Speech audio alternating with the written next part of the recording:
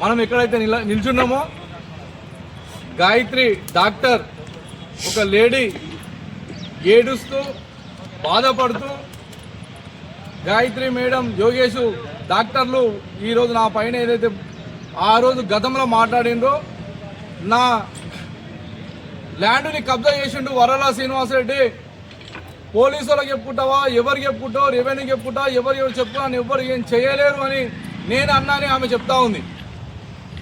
నేను వాళ్ళ ల్యాండ్ని కబ్జా చేసినట్టని చెప్పేసి ఏదైతే మనం ఈరోజు ఇక్కడ నిలబడినామో ఇదే ఏరియా, ఈ ఏరియా లోపల దాదాపుగా ఒక ఎకర వరకు వాళ్ళ నాయన కొన్నది వాస్తవము. ఆమె పేరు పైన ఈరోజు డాక్యుమెంట్ ఉండడం కూడా వాస్తవము. ఈ ల్యాండ్ ఆమెదే అనడం కూడా వాస్తవం.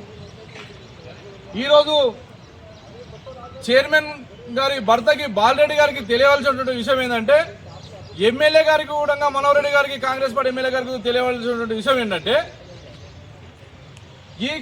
ఈ ల్యాండ్ నేను కబ్జా చేశానంటే ఒక అపోహలో ఉన్నారు వాళ్ళు. మీరు ఒక హోదాలో ఉన్నారు, ప్రజలు మీకు ఒక హోదాని కట్టబెట్టిరు, ఒక ఉన్నతమైనటువంటి పోస్టులను మీకు అప్పచెప్పిరు. మీరు చిత్తశుద్ధితోటి ఎవరైనా ఏదైనా సమస్య వస్తే ఏదైనా ప్రస్తావన వస్తే క్షుణ్ణంగా పరిశీలించిన తర్వాతనే దాన్ని ప్రస్తావన తీసుకురావాలి, దాన్ని మాట్లాడాలి. ఇక్కడ ఒకవేళ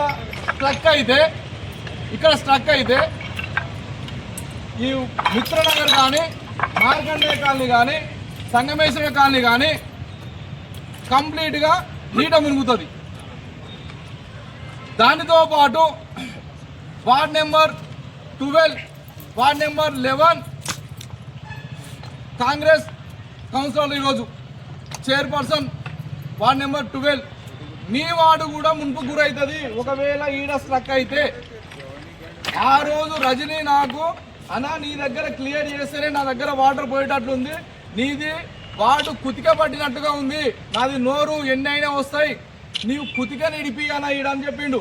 కుతిక పట్టినట్ల నోట నీళ్ళు పోసుకుంటే లాభం లేదు, ఈడ కుతిక క్లియర్ అయితే వాటర్ పోతుంది.